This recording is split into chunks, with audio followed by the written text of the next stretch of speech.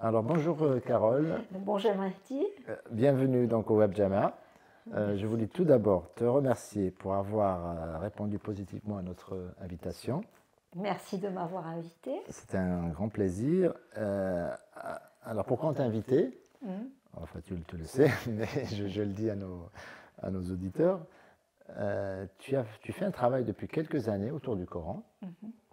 Et ce travail a donné naissance cette année à une thèse de doctorat. Et on voulait que tu nous parles un petit peu de ce travail. Je sais que ce n'est pas évident, une thèse sur laquelle tu as travaillé quelques années. Ce n'est pas évident en quelques temps, en quelques minutes ou en quelques dizaines de minutes d'exposer tout ce travail. Mais on voulait juste que tu nous donnes envie un petit peu de découvrir ce travail et surtout de montrer un peu l'originalité de ton travail. Donc pour commencer, je vais d'abord te présenter. Tu as un CV très très long, mais je vais aller à l'essentiel. Oui, oui, s'il te plaît. Alors, tu es de formation juriste à l'origine, Oui. et tu as fait plusieurs autres études à la suite de ça. Donc tu t'es intéressé aux langues, à la psychologie, et surtout à la théologie chrétienne et aux études bibliques. Oui. Voilà. Et donc depuis quelques années, je dirais 3-4 ans, donc tu t'es un petit peu diriger tes intérêts autour des études arabes et islamiques. Depuis 7 ans en fait. Ah, depuis 7 ans. Voilà, j'ai cru que tu m'avais dit 3 ans, mais ça fait 7 ans. Ah, ben, d'accord, donc ça fait plus que ce que je pensais. Et donc, tu as fait ces études arabo-islamiques dans un institut qui s'appelle le PISAI. Donc, il y a beaucoup de gens qui ne connaissent pas. En fait, le PISAI, c'est l'Institut papal des sciences arabes et islamiques. C'est un institut d'islamologie qui dépend du Vatican. Oui. Et vous êtes domicilié donc à Rome. Oui. Donc, à la suite de 7 ans de travaux, donc tu as eu un master, j'imagine. Le master, c'était avant les 7 ans. D'accord. Et donc, par contre, ta thèse, elle a dû durer 2-3 ans à peu près, peut-être 3 ans, c'est ça? Non, j'ai écrit en fait 5 ans. J'ai eu besoin vraiment d'approfondir le terme durant 5 ans. C'était 5 ans d'écriture, 1 an pour l'écriture du projet. Ce qui est intéressant dans ton travail, je trouve, pour les gens qui s'intéressent au Coran, c'est qu'il y a une originalité. Enfin, il n'y en a pas qu'une seule, il y en a au moins une. Oui. C'est que tu essaies d'utiliser les outils que tu as pu acquérir dans tes études bibliques, des outils d'exégèse, qui sont, en fin de compte, même si c'est des études sur la Bible, c'est quand même des outils très récents. C'est des outils récents autour des études, enfin c'est des acquis et études récentes autour de la linguistique et de la rhétorique sémitique. Tu nous expliqueras peut-être un peu plus ce que ça veut dire. Et aussi, tu y rajoutes une dimension psychologique. Et c'est ça que tu essaieras de nous expliquer dans ta méthodologie. Je pense qu'on va parler un peu de la méthodologie de ton travail. Et pour finir ta présentation, il se trouve que tu es aussi monial. Et tu fais partie de la communauté d'Air Mar Moussa, qui est en Syrie. Oui. Alors, ce lieu, je pense que c'est un lieu à découvrir. Par lui-même, il est riche d'histoire, mais il est aussi riche de rencontres j'allais dire culture, mais je sais que tu n'aimes pas que j'utilise ce terme, mais en tous les cas, rencontre des communautés musulmanes, chrétiennes, principalement en Syrie. Peut-être tu nous diras pourquoi tu ne veux pas que j'utilise le terme culture. C'est lié principalement, je pense, au père fondateur de cette communauté, qui est le père Paolo, malheureusement disparu depuis quelques années. Peut-être que tu nous diras quelques mots là-dessus. Il a été, entre guillemets, kidnappé par Daesh il y a quelques années, et on n'a toujours pas de nouvelles de lui. Oui, voilà. C'est vrai. Donc voilà, je pense que j'ai un peu dressé un petit peu ton portrait, dans quel contexte tu travailles, et d'où tu parles, et ça nous paraissait important. Donc, je vais juste dire le titre de ta thèse, et je te laisserai présenter. Alors, le titre déjà, c'est une invitation à beaucoup de choses. Le titre est Dieu en quête des hommes, une approche de l'appel divin à la lumière des réponses humaines dans les sourates 96 à 112 du Coran, selon l'ordre chronologique de sa révélation d'après Al-Azhar. Donc tu travailles sur un corpus de Coran, une partie du Coran, mais vraiment tu nous expliqueras pourquoi l'ordre chronologique de révélation est important dans ta démarche. Je vais juste rajouter que ton nom complet c'est Carole Cook Aid et que tu es originaire entre autres du Liban, oui. Voilà, mais que tu as vécu dans beaucoup de pays. Oui. Voilà. Donc je te laisse la parole, si tu peux nous dire déjà dans quelques mots autour de justement de ce titre peut-être, pour introduire un peu le sujet. Pourquoi ce titre et aussi, par la même occasion, pourquoi tu as fait cette thèse? Qu'est-ce qui t'a motivé à travailler sur le Coran? Alors en fait, cette thèse a pour fond de toile justement mon appartenance à cette communauté monastique dont tu as parlé, la communauté Al-Khalil de Der Marmoussa, qui a pour vocation spécifique la construction de l'harmonie islamo-chrétienne entre musulmans et chrétiens. Et dans nos monastères, parce qu'on en a plus d'un, il y a beaucoup de visiteurs qui viennent de toutes les appartenances. Alors, tu m'as posé la question sur la culture. Pourquoi est-ce que je n'aime pas dire différence culturelle? Parce qu'au fond, en Syrie, par exemple, à Der Marmoussa, chrétiens et musulmans locaux partagent la même culture.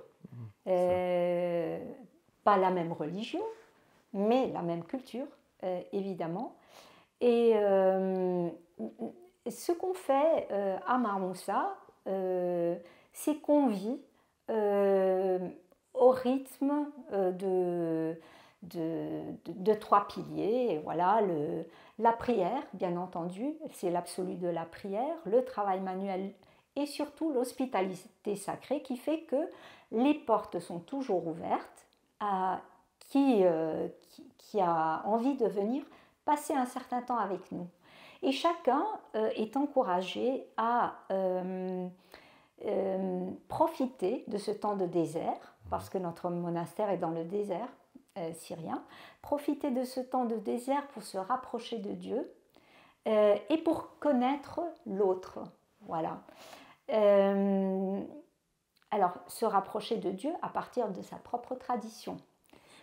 Et donc, on a eu l'occasion, durant toutes ces années à Marmoussa, de rencontrer des jeunes musulmans qui ont exprimé le désir en nous voyant faire des retraites ignatiennes, parce qu'on fait la retraite ignatienne, de faire une retraite similaire, mais dans la voie du prophète Mohammed alayhi salatu wassalam. Alors, évidemment, moi, je n'avais pas les instruments nécessaires, je n'avais pas les connaissances nécessaires pour pouvoir accompagner des musulmans dans une retraite. Et lorsqu'on leur a suggéré de faire une retraite soufie, là, il y en a qui sont assez, sensibles à la question de orthodoxie, pas orthodoxie, voilà, donc ils ne voulaient pas.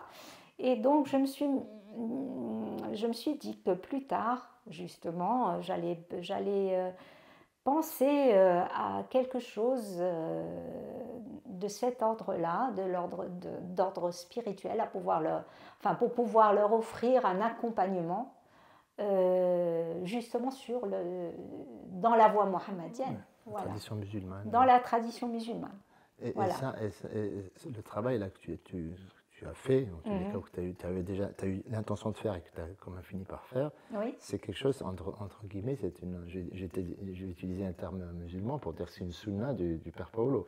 C'est quelqu'un qui a déjà fait un gros travail dans le même esprit. Oui, alors le Père Paolo, effectivement, il a travaillé dans le domaine du dialogue, mais à tous les niveaux. Et en particulier, enfin, le dialogue de vie, il y en a beaucoup qui le font. Le dialogue des œuvres, beaucoup aussi. Le dialogue de la vie commune, également. Le dialogue spirituel, nous connaissons aussi les moines de Tebherine, etc. Donc, mais il a beaucoup travaillé sur le dialogue théologique également. Et son ouvrage, Amoureux de l'islam croyant en Jésus, est vraiment, comment dire, c'est un ouvrage dans lequel il creuse beaucoup et pose beaucoup de questions pour mettre des fondements théologiques à la rencontre islamo-chrétienne. À la rencontre, mais vraiment du point, non seulement spirituel, mais théologique. Et donc là, moi, par exemple, ce qui m'a toujours frappé chez lui, c'est que souvent le soir, lors de notre méditation commune, je le voyais lire le Coran et le méditer. Et ça m'a toujours touchée de voir ce... Voilà, pour lui, c'était parole de Dieu qui s'adressait à lui personnellement. Et puis, lorsqu'il faisait les catéchèses monastiques avec toutes les personnes présentes, qui pouvaient être de religion chrétienne ou musulmane, il faisait parfois référence à ce qu'il avait médité. Et ça m'a toujours touchée et parlé. Voilà. D'accord. Et donc, ça t'a motivé, je ne sais pas si c'est le mot, à faire ce travail sur le Coran. Alors, ce qui m'a surtout motivée, c'est comme je le disais précédemment, c'est ce besoin, cette nécessité que je voyais de me former moi-même, de comprendre mieux ce qui est la base de la spiritualité musulmane, qui ne peut jaillir que du Coran. Et donc, je devais vraiment faire des études poussées pour pouvoir accueillir, accompagner. Et donc, pourquoi ce titre? Ah oui. Tu nous as expliqué un peu pourquoi tu t'es mis un petit peu dans les études islamiques. Voilà. Et ce titre, il peut effrayer plus d'une personne, quoi. Ah oui, le sous-titre surtout, parce qu'il est long. Voilà. Oui, alors, mais Dieu en quête des hommes aussi, mine de rien. Le titre est particulier. Dieu en quête des hommes. Dieu est en recherche des hommes à travers le message coranique. Oui, exactement. Voilà. Mais c'est évident, parce qu'il parle à l'homme. Il a commencé par parler aux prophètes, non? Et c'est de là qu'est né le Coran. Enfin, il a donné le Coran aux hommes à travers le prophète. Alors, pourquoi ce choix? Eh bien, pour moi,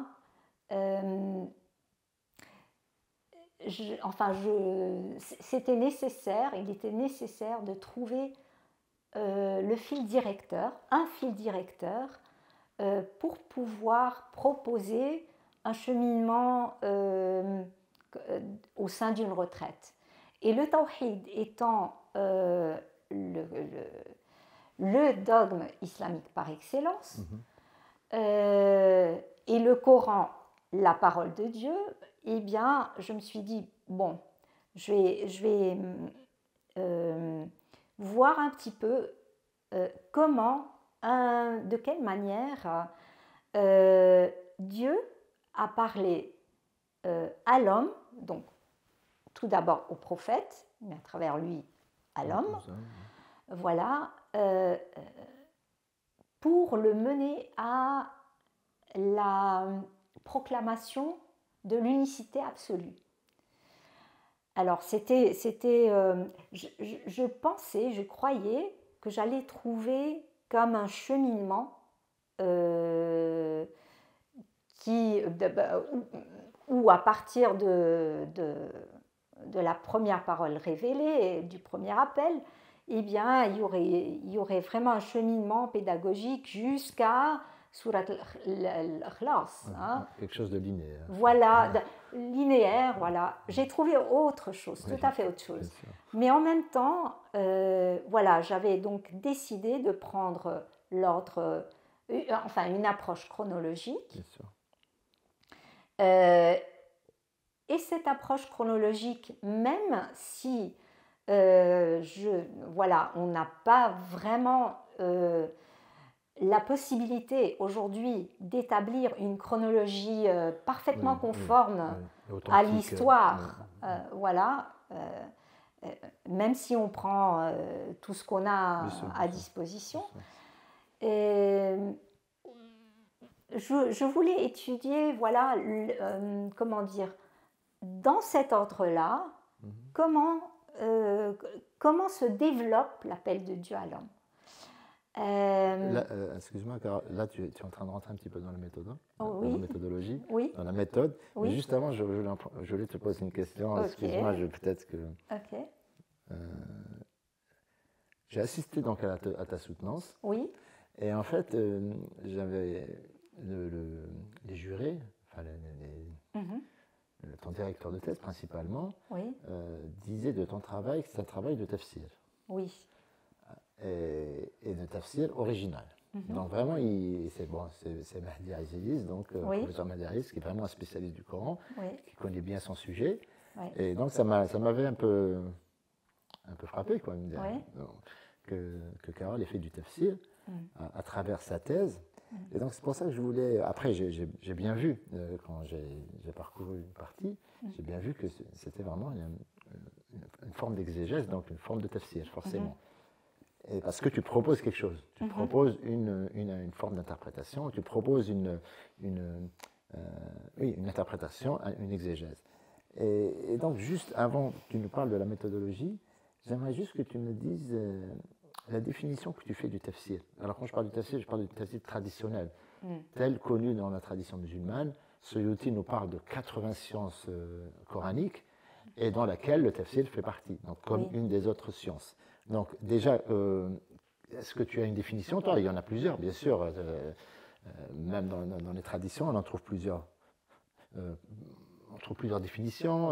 Il y a des gens qui vont, certains, on va dire savants vont dire que le tafsir et le ta'wil c'est la même chose. D'autres vont dire que le tafsir c'est une science particulière, le ta'wil c'est encore autre chose.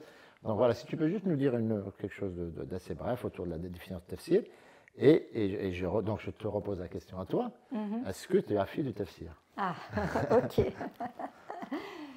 Bon, alors, moi en général, pour les définitions, j'aime beaucoup faire référence à lisan al-arab. Très bien. Alors, le tafsir... Tu peux nous dire juste un mot sur lisan al-arab parce que peut-être lisan al-arab, c'est parce que c'est...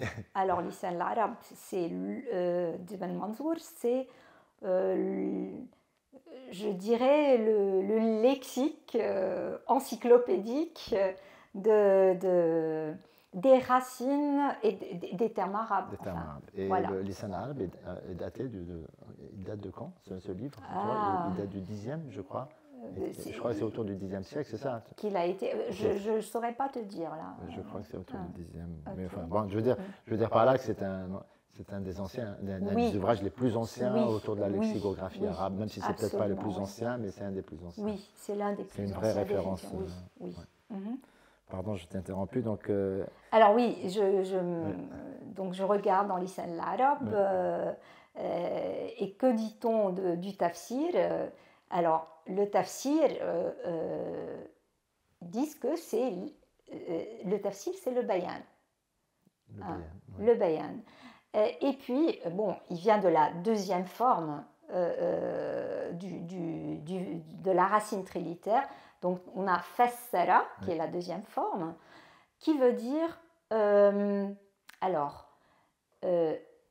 expliquer une chose lui donner un sens clair et précis, la rendre évidente. Voilà. Évidemment, tu as déjà souligné qu'il y en a, comme par exemple Al-Arabi, qui disent que tafsir et ta'wil sont synonymes, et d'autres qui ne sont pas tout à fait du même avis.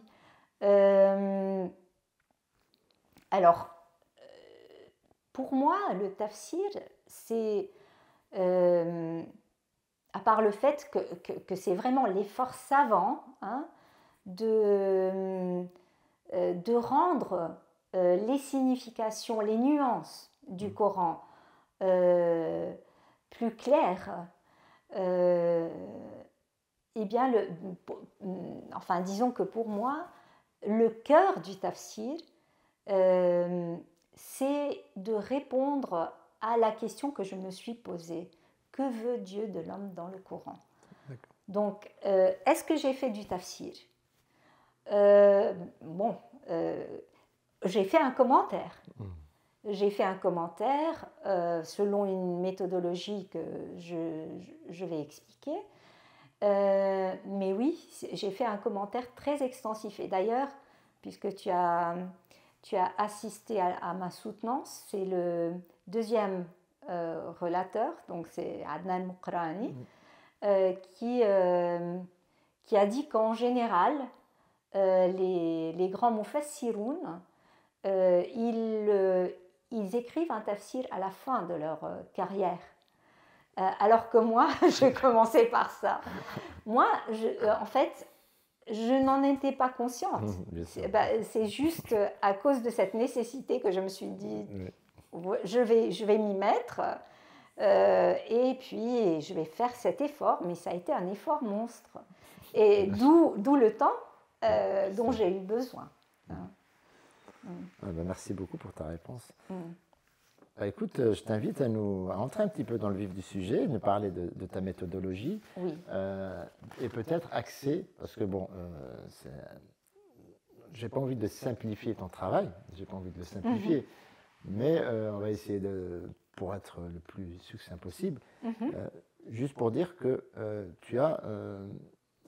ta méthodologie est basée autour de 3 approches. Oui. Exactement, oui. Donc, est-ce que tu peux nous décliner un peu ces 3 approches? Voilà. Et surtout, tu le feras peut-être ou pas, quel est le lien entre ces approches? En quoi l'une apporte, enrichit l'autre, etc. Et voilà. Et donc, juste aussi, j'avais noté quand on avait discuté autour de ça, ce qui est très important dans ta démarche, et d'ailleurs dans la démarche de tafsir, peut-être de façon générale, c'est d'abord comprendre l'essence, pour après se poser la question, savoir qu'est-ce que Dieu, pour aller dans le sens de ta question, qu'est-ce que Dieu veut de l'homme. Mais il est très important, et tu me l'as dit, il est très important d'essayer de comprendre les mots, l'étymologie, le sens des mots, et donc il faut passer par l'arabe, c'est indispensable. Ah oui. Voilà, donc je te laisse parler. Alors, ok. Bon, pour résumer les 3 approches, avant d'aller plus en profondeur, je dirais qu'il y a l'approche chronologique, et puis l'approche linguistique et rhétorique, et puis l'approche psychologique de la communication. Ça, c'est vraiment un peu, je dirais, c'est vraiment là, ton originalité, elle est peut-être particulièrement là. Vas-y, excuse-moi. Alors, en ce qui concerne la chronologie, donc, je m'étais arrêtée à un certain moment-là quand tu m'avais interrompu. Je ne sais plus exactement où, mais disons que je voulais voir comment se développait cet appel divin à l'homme depuis la première parole révélée jusqu'à la proclamation du Tawhid dans Surat al-Ikhlas, qui est la 22e dans cet ordre chronologique qui est basé sur une tradition attribuée à Ibn Abbas. L'avantage de ce choix des 22 sourates dans cet ordre-là, c'est que un musulman, une musulmane, enfin, surtout quand les petits ou quand on est converti à l'islam, eh bien, ne lisent pas le Coran dans son entier, sauf durant le Ramadan, évidemment. Mais en général, lorsqu'ils récitent les 5 prières, lorsqu'ils font les 5 prières, ils en récitent une toute petite partie, généralement soit des versets voilà, significatifs, et soit des sourates qui sont plutôt brèves. Et il s'agit de sourates qui sont parmi les premières dans cet ordre chronologique et parmi les dernières dans l'ordre traditionnel. Du Mashaf. Voilà, du Mashaf. C'est-à-dire les sourates là que en vérité, les sourates sur lesquelles tu as travaillé, oui. Tu dis qu'il y en a 22, oui. classées dans un ordre chronologique, mais en fait, la tradition nous dit que ce sont les 22 premières sourates en fait, qui ont été révélées. Ah. On est d'accord. Ce sont les 22 premières sourates révélées, ce sont les... puisque ça commence par Surat al-Alaq. Oui, ça commence par Surat al-Alaq. Donc la première oui, la tradition. Voilà, et ça se termine par Surat al-Ikhlas. Voilà. Mais bon, il faut vraiment faire attention parce que même selon cet ordre, il y a des versets qui sont des interpolations. On dit ça, c'est un verset médinois qui a été introduit. Et puis, mais c'est juste la sourate dans son ensemble qui est considérée comme non seulement mécoise, mais aussi classée dans cet ordre. Voilà, à cet endroit-là. Voilà. Donc ça, c'est la partie, on va dire, chronologie quand tu parles des 3... Oui, ça c'est la partie chronologie. La deuxième approche qui est très importante pour la compréhension du texte, qui est à la base de la compréhension de l'appel, c'est l'approche linguistique et rhétorique sémitique. Enfin, rhétorique, pas seulement sémitique d'ailleurs. Alors, personnellement, je me suis appuyée sur la linguistique traditionnelle, mais surtout moderne, et sur la rhétorique, enfin traditionnelle aussi, mais surtout sémitique. Alors, dans un premier temps, ce que je fais, pratiquement, je commence toujours par une séance de coloriage. Je prends le texte de la sourate et je regarde quelles sont les occurrences significatives des racines et je les colorie. Alors juste pour expliquer aux personnes qui nous regardent, qui ne savent pas, peut-être, quand on dit une occurrence dans le Coran d'une racine, c'est-à-dire que c'est tous les mots qui dérivent de la même racine. Exactement. Et dans le Coran, par exemple, j'allais dire un exemple, par exemple, si tu cherches le mot, les occurrences de qara'a, il faut chercher qira'atu, Qur'an, qara'a, yaqra'u, toutes les occurrences. C'est ça que tu veux dire par occurrence. Très bien, pour que ça soit voilà, clair pour le public. Très bien. Et donc tu fais tes coloriages, donc tu es coloré de couleurs différentes. Voilà. Mais c'est enfantin ton truc, c'est bien. Non, mais disons, c'est quelque chose que chacun peut faire s'il arrive à reconnaître les racines et puis des mots. Voilà, c'est pas toujours... Enfin, il y en a qui sautent aux yeux et d'autres qui sont un petit peu moins évidents, mais qui sont là parce que il y a les différentes formes aussi que peuvent prendre les racines. Bon, je regarde évidemment aussi la rime, les changements de rime. Je regarde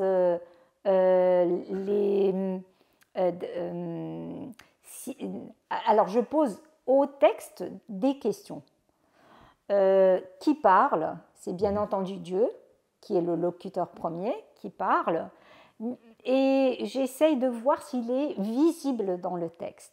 Il n'est pas visible dans toutes les sourates. Et s'il est visible dans le texte, comment parle-t-il de soi?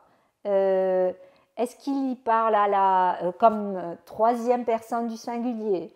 comme première personne du pluriel au nom de majesté, comme un jeu, donc première personne du... Voilà. Donc, de quelle manière parle-t-il? Et puis, à qui parle-t-il? Est-ce que cette personne, cet allocuteur est visible dans le texte? Est-ce qu'il change?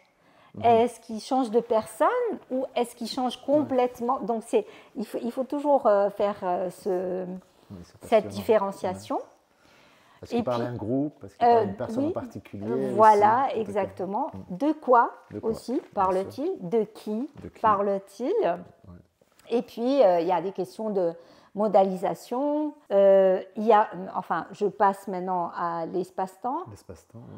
L'espace-temps, il y a des indicateurs dans le texte, point d'interrogation. Est-ce qu'il y a des projections eschatologiques? Ça, c'est important aussi parce que parfois, nous sommes dans le présent du texte et puis il y a eu comme une sortie dans l'espace et du temps et une projection vers soit la pré-éternité, soit la post-éternité, vers l'enfer, le paradis, etc. Et tout ça, ça joue un rôle. Est-ce qu'il y a des discours rapportés? Quels sont les temps verbaux qui sont utilisés?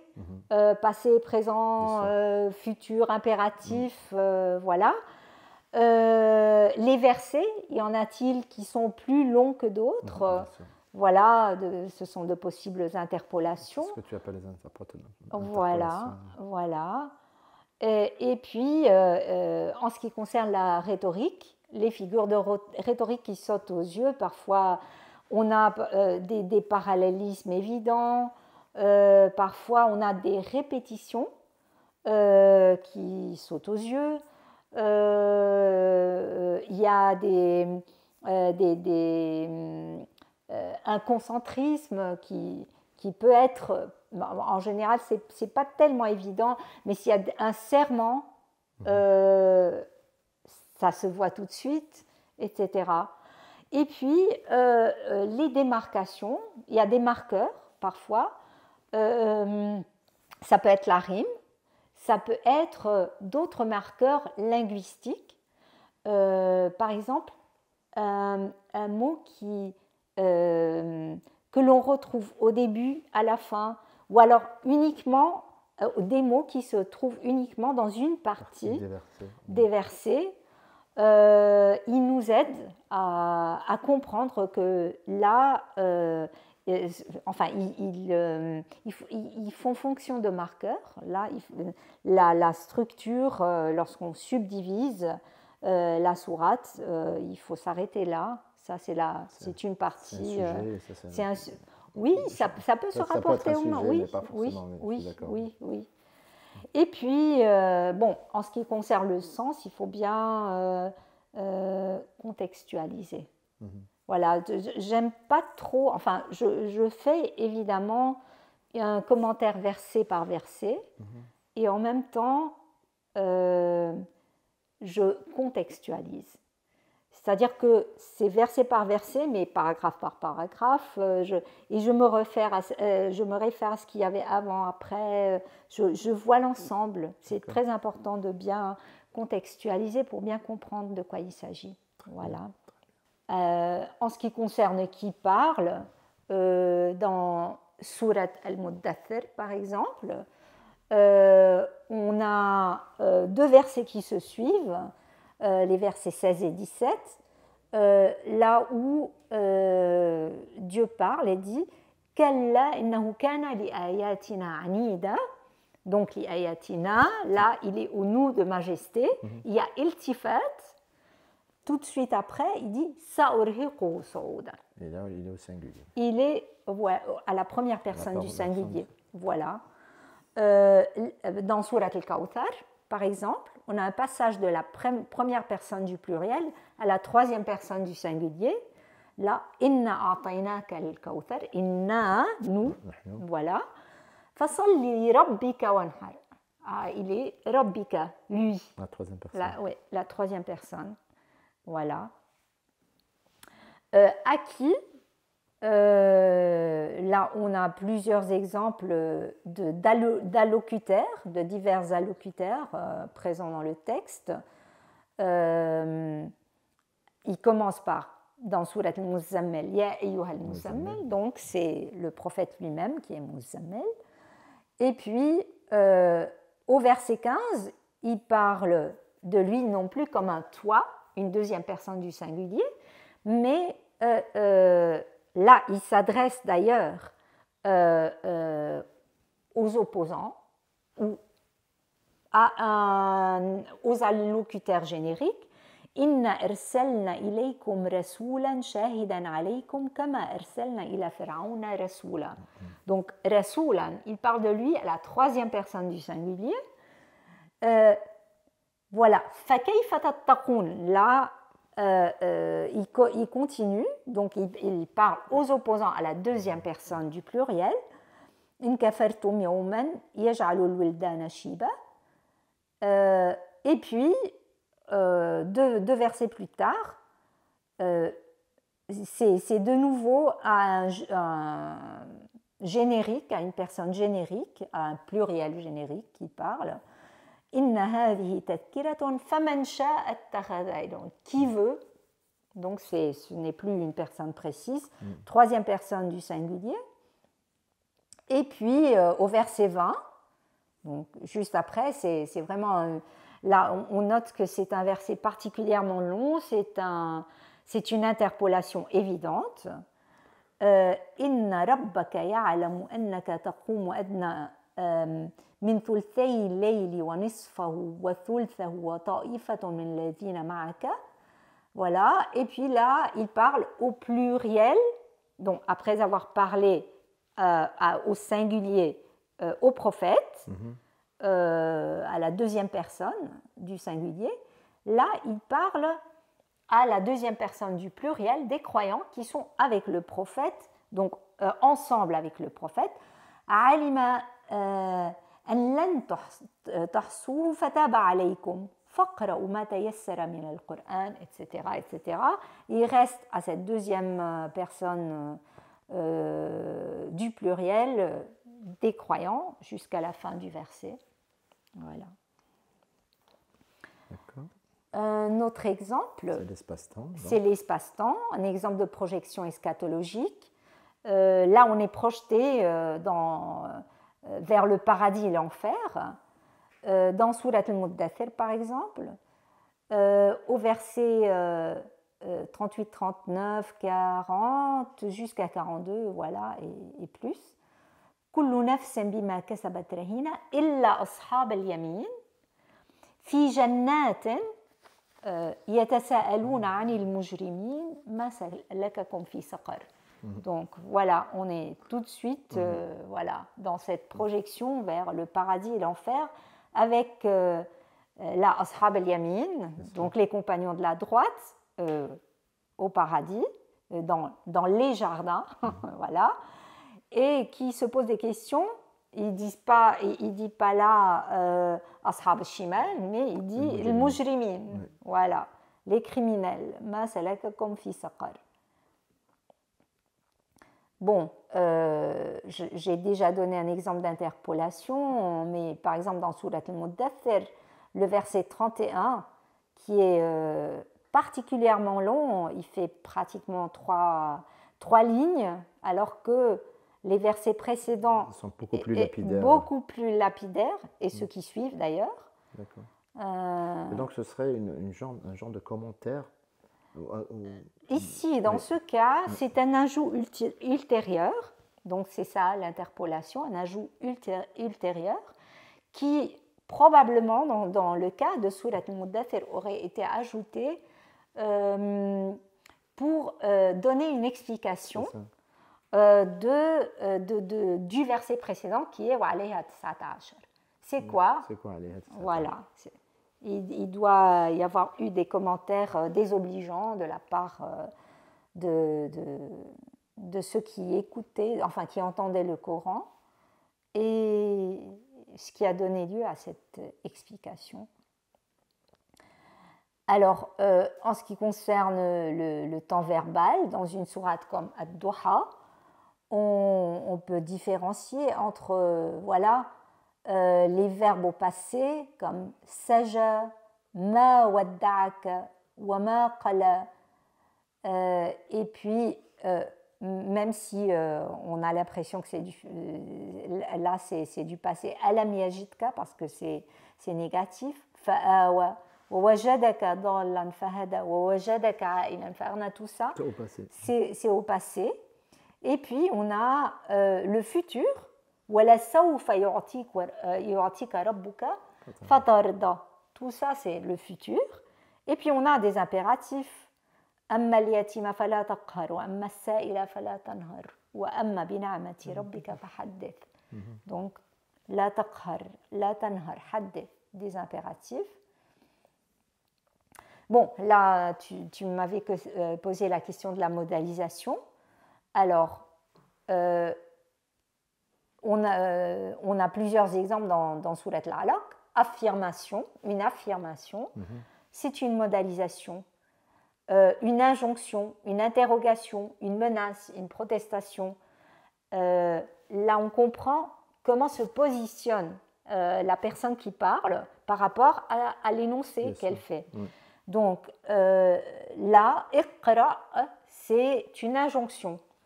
Kalla la tuti'hu wasjud waqtarib, c'est une injonction aussi. Falyad'u nadiyahu, ça c'est aussi une injonction en fait. Alors la protestation, les trois kalla sont des protestations. Kalla, inna al-insana la yatgha, kalla la yantahi. On peut traduire le kella par un non, un double non. Voilà. La menace, par exemple. La in lam yantahi lanasfa'a bin nasiya. C'est une menace. Sanad'u zabaniya, une menace encore plus grande, parce qu'il s'agit des gardiens de l'enfer, justement. Les interrogations. Ara'ayta.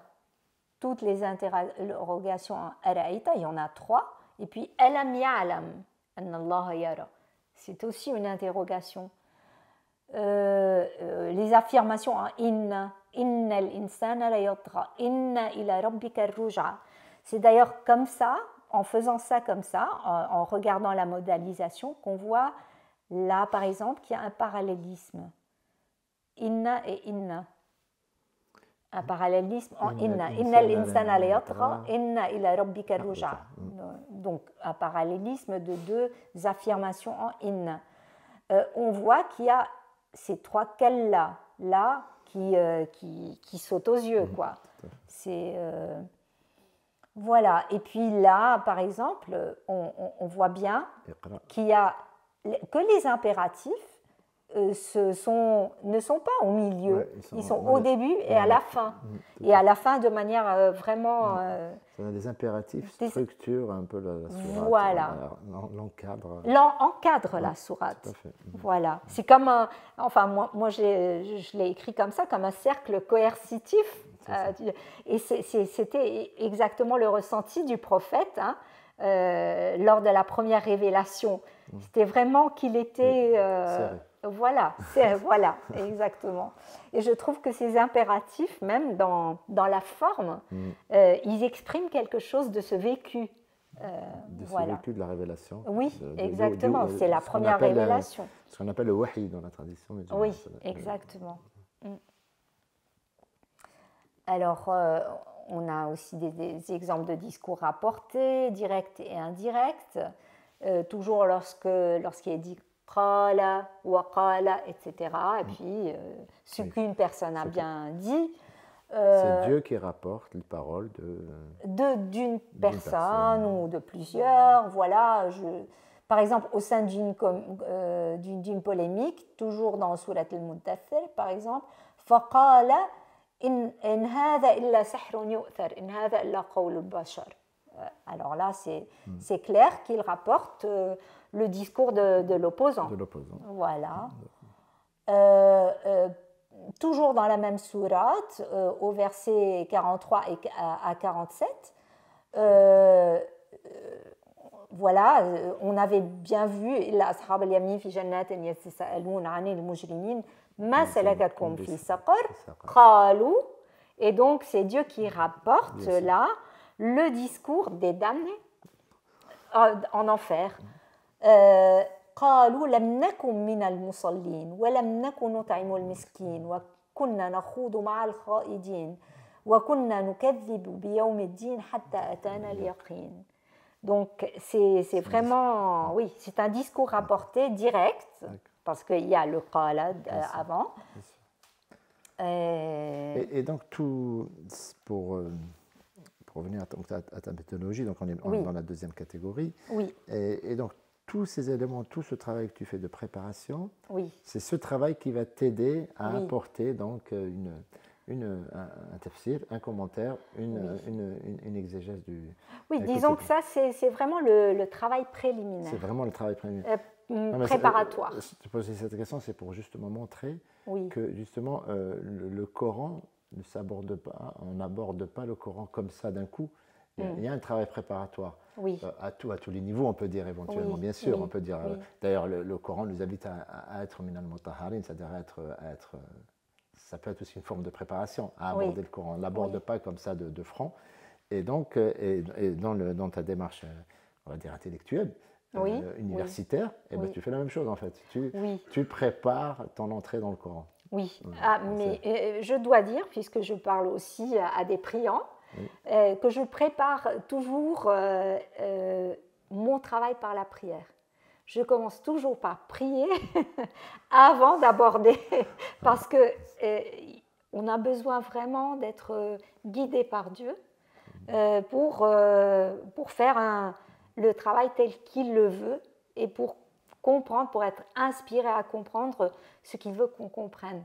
Parce que, en fin de compte, ce que je recherche, c'est pas seulement de comprendre une compréhension du texte, parce que là, on peut être incroyant et puis faire le travail jusque-là linguistique, voilà. Purement intellectuel. Purement intellectuel, oui. Mais lorsqu'on se pose la question, mais que veut Dieu de l'homme, c'est-à-dire de moi ? À quoi s'attend-il de ma part ? Quelle réponse veut-il de ma part ?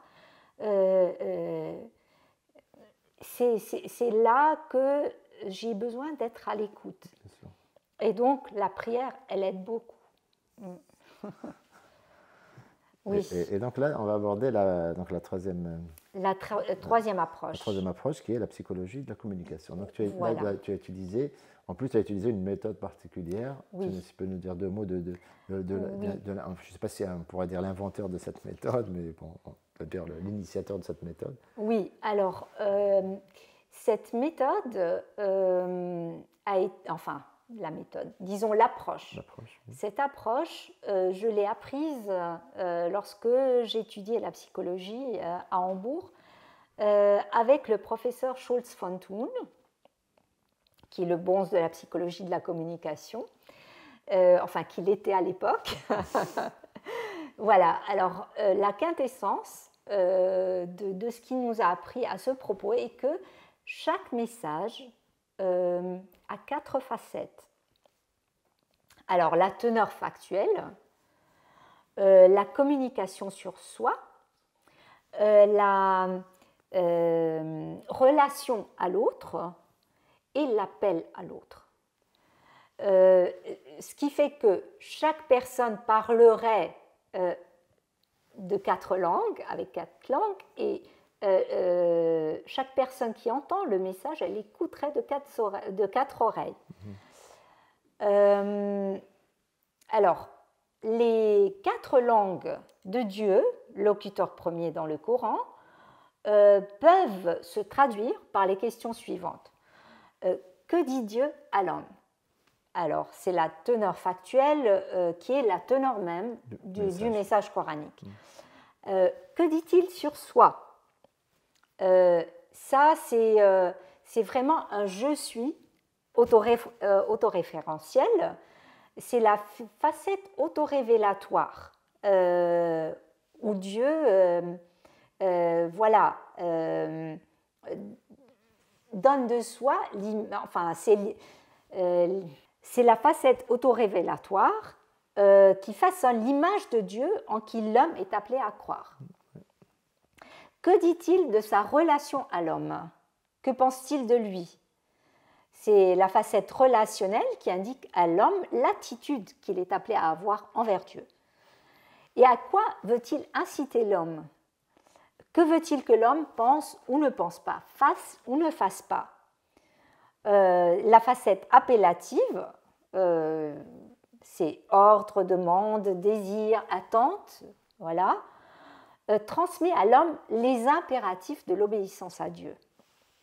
Donc la dimension appellative dans le Coran n'est pas toujours explicite, comme dans les impératifs, elle est le plus souvent implicite, mais elle est omniprésente parce que c'est un message qui est un message religieux.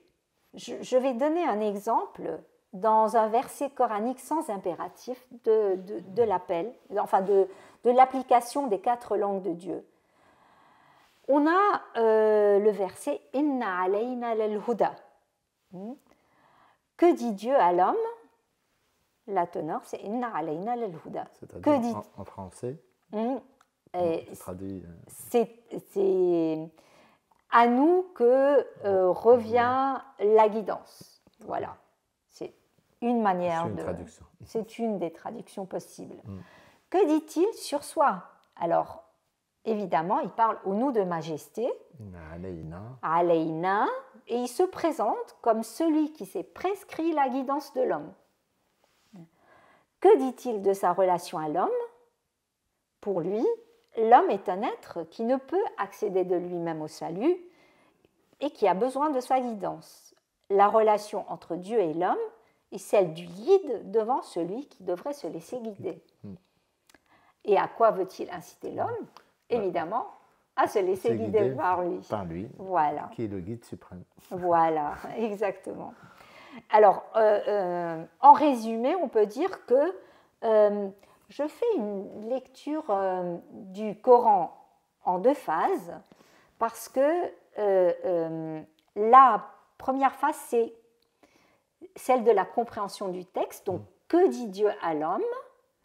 Et la deuxième phase, c'est celle de la compréhension de l'appel. Donc, à quoi l'appelle-t-il? Dans les différentes sourates. Dans les différentes, non pas seulement sourates, mais versets. Oui. C'est du pas à pas que je fais. Pourquoi je te dis dans les différentes sourates? Parce que bon, c'est vrai qu'on ne peut pas tout développer aujourd'hui. Mais en fait, tu cherches aussi une progression d'une sourate à une autre aussi. Des liens entre les différentes sourates. Ce n'est pas que à l'intérieur des versets, on est d'accord. Le fait de choisir ce choix chronologique aussi t'incite à essayer de trouver une progression de cet appel entre la première sourate et la dernière. Voilà. Disons, de voir le fil directeur, de voir s'il y a vraiment un cheminement, un itinéraire spirituel qui mènerait l'homme vers le tawhid. Tu vas nous donner un petit exemple sur une sourate ou un verset Oui, volontiers. Ou alors peut-être tu voulais parler d'autre chose avant, peut-être, non? Non, c'est pas ça. Alors, tu veux qu'on parle du serment, puis pour introduire, par exemple, le serment dans Surat al-Adiyat? Par exemple, oui. Par exemple. Ok. Alors, voilà. Alors, le serment, explique-nous, qu'est-ce que tu veux dire par le serment? Alors, le serment, bon, il y a beaucoup de serments dans le Coran. Par exemple, lorsque Dieu dit « Kalla wal qamar », etc. Donc, les serments en « wa », ça, c'est... Ou alors...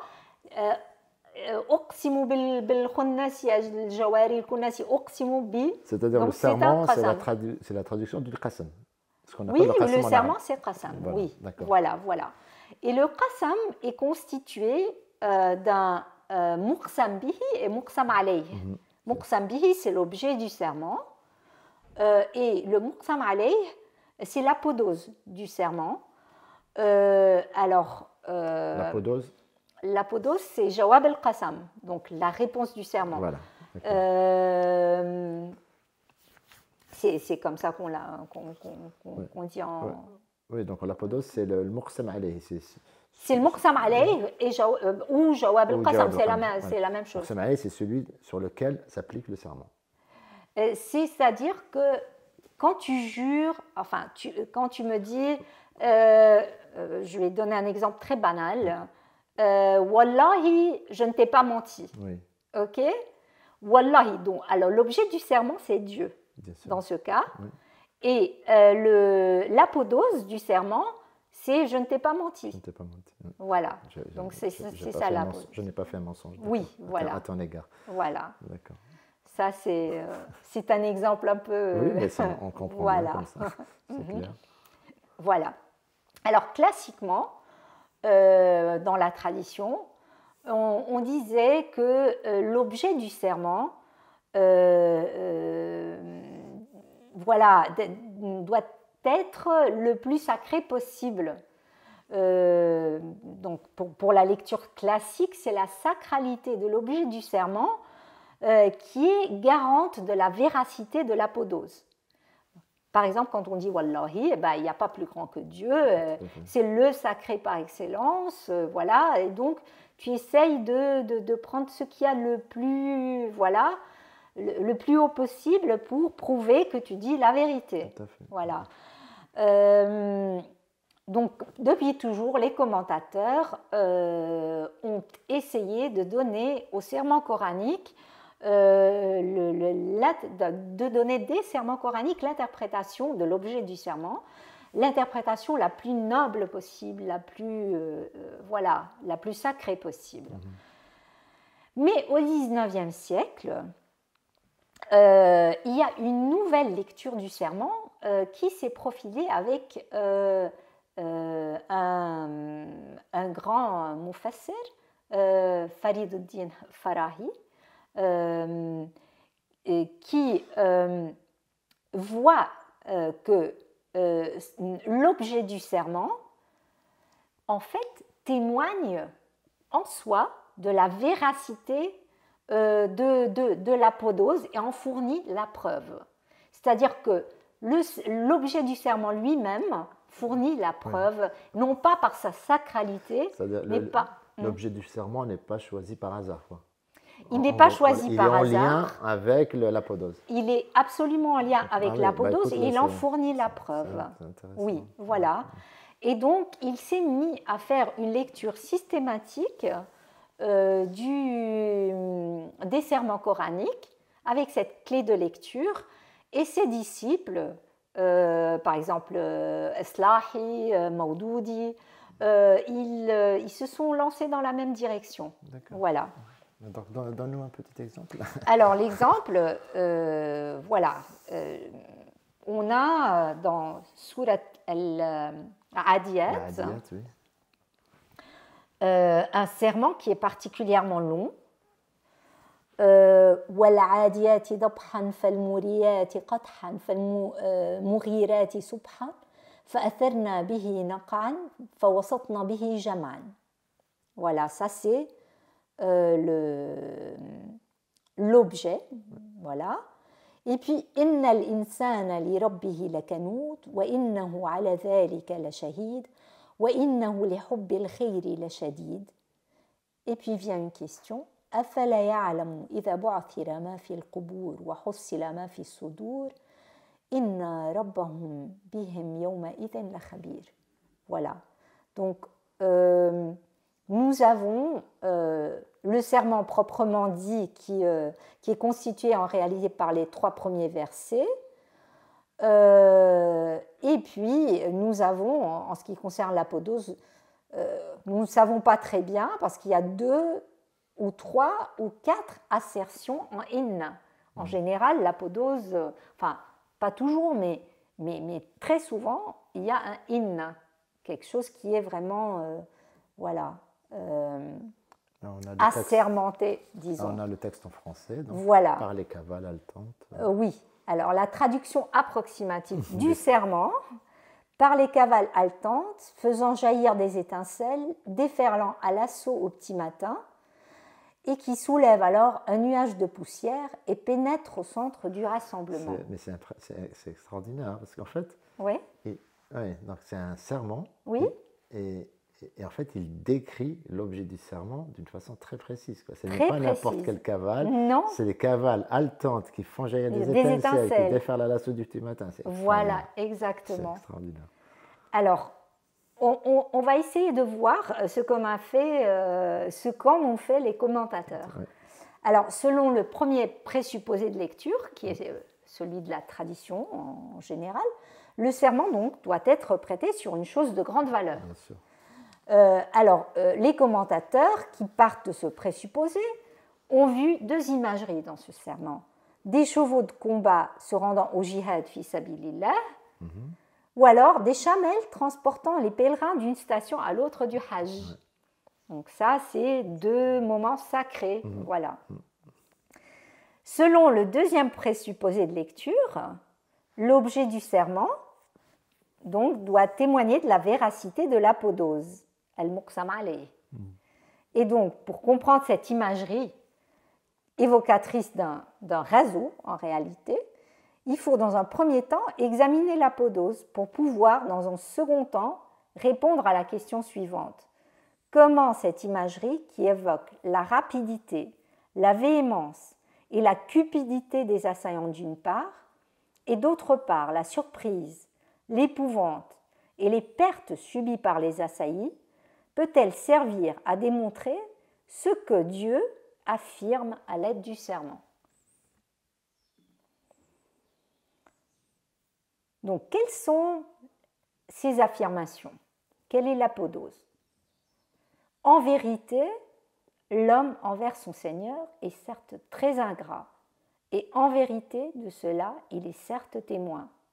Et en vérité, pour l'amour de la richesse, il est certes ardent. Voilà. Alors, on a la lecture d'Islahi, pour qui l'imagerie du serment est celle de chevaux de guerre, adiyat, et il l'interprète ainsi: l'amour des chevaux de guerre pour leur maître, ainsi que l'obéissance et le zèle qui les poussent à dépenser toute leur énergie à leur service, sont un vivant reproche à l'homme dans sa relation à Dieu, son maître et seigneur, auquel il oppose ingratitude et insoumission. Ça, c'est la lecture d'Islahi. Maudoudi, qui est lui aussi un disciple de Farahi, dit que l'imagerie du serment est celle d'un rasout profane. Enfin, oui, une guerre, quoi. Oui, ou alors un rasout, une razzia, ouais, c'est tout. Fait, ouais. Les chevaux y représentent les ressources et les pouvoirs donnés par Dieu à l'homme. Le fait que ce dernier en abuse en semant le chaos et la corruption sur terre est signe de pure ingratitude envers lui. Alors, là, devant ces deux interprétations et devant ces affirmations en inna, j'ai l'impression, comme Maudoudi, de voir dans l'imagerie du serment un réseau profane. Et je trouve que l'analyse de Maudoudi est convaincante.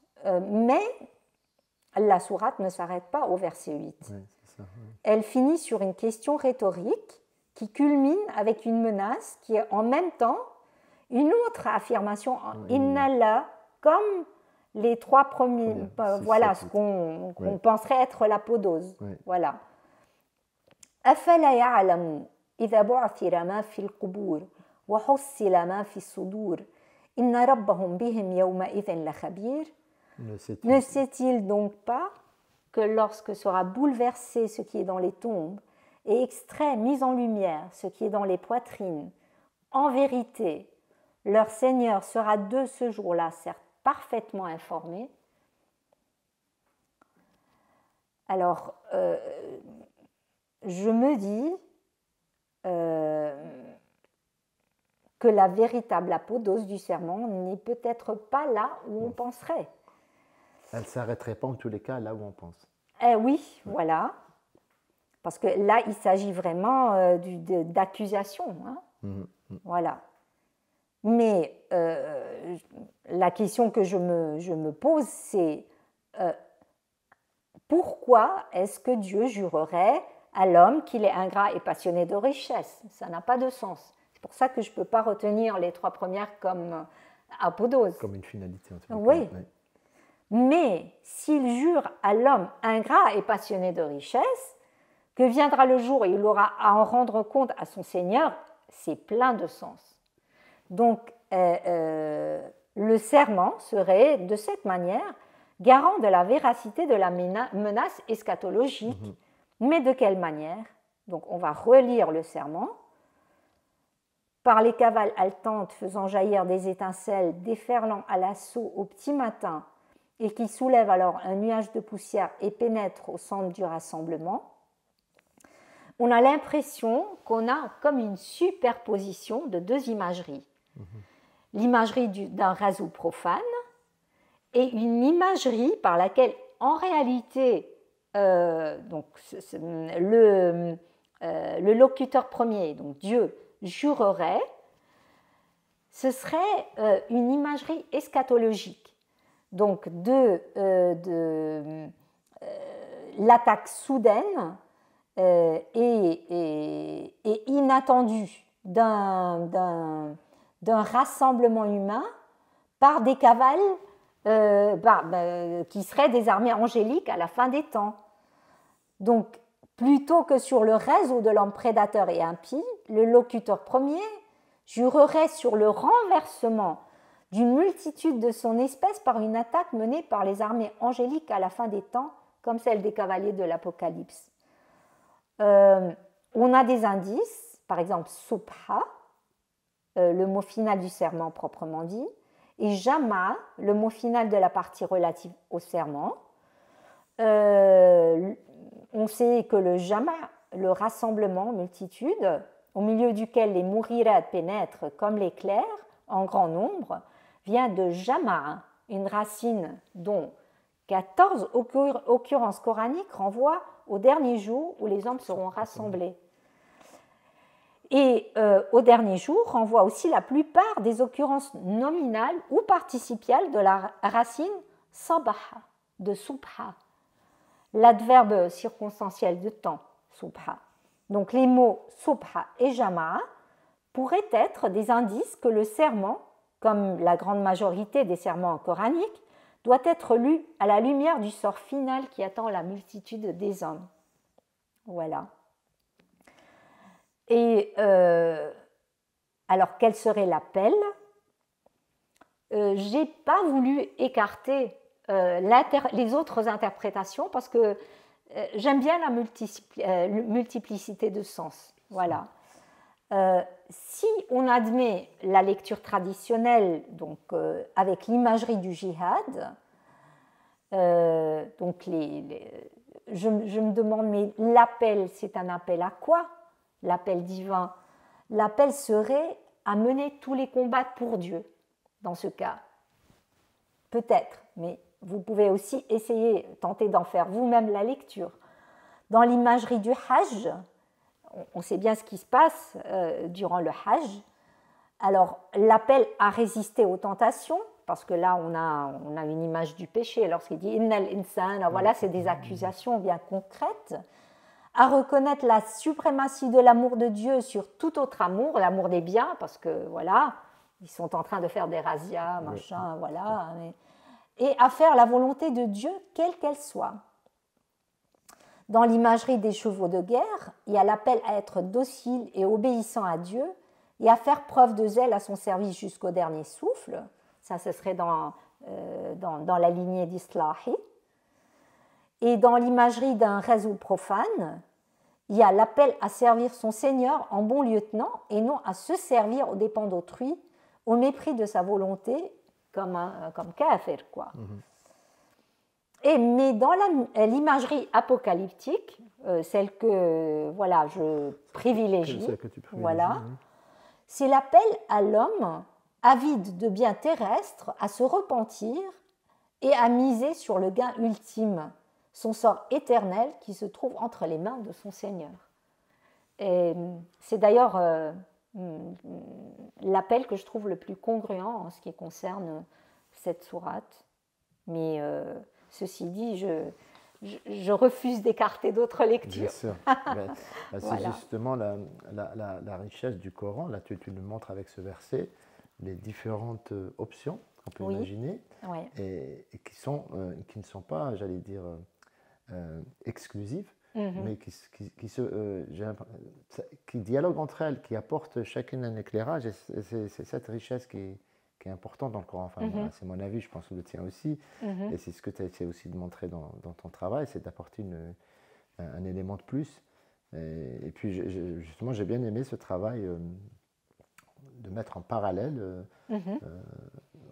différentes façons de voir ce serment, différentes façons de l'interpréter, différentes façons de sentir l'appel de Dieu à travers ces versets.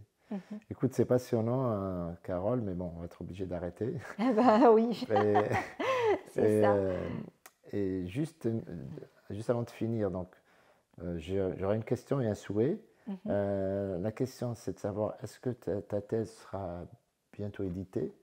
Est-ce que le public pourra avoir accès à un moment ou à un autre? Dans quel délai à peu près? Alors oui, la question des délais est un petit peu délicate. En fait, ce que j'aimerais, ça c'est mon rêve, c'est de mettre ma thèse à disposition sur un site. Voilà, donc pour qu'elle soit liée à un libre accès. Très voilà. bien. Alors, dans quel délai moi, je ne serais pas capable de faire ce site. Donc, appel à... très bien. Voilà. Écoute, on va s'en occuper. Très bien, c'est génial. Donc, écoute, dès que ce sera mis à disposition, on avertira donc les adhérents d'Aïssa de sa disponibilité. Okay. Et puis, la deuxième chose, c'était un souhait, c'était de savoir peut-être qu'on pourrait éventuellement faire d'autres séances de Webjama et sur lesquelles on travaillera plus particulièrement sur des exemples concrets. Ah, c'est bien. Et donc là, en fait, on t'a présenté un peu la thèse que tu as fait, le travail que tu fais. Tu nous as juste donné envie. Et puis voilà. Donc j'espère que tu pourras répondre positivement à Inch'Allah. Merci. Merci beaucoup. Et puis on dit au revoir à notre public et au revoir. à bientôt, Inch'Allah. Merci de nous avoir écoutés. Bonne soirée. Bonne soirée.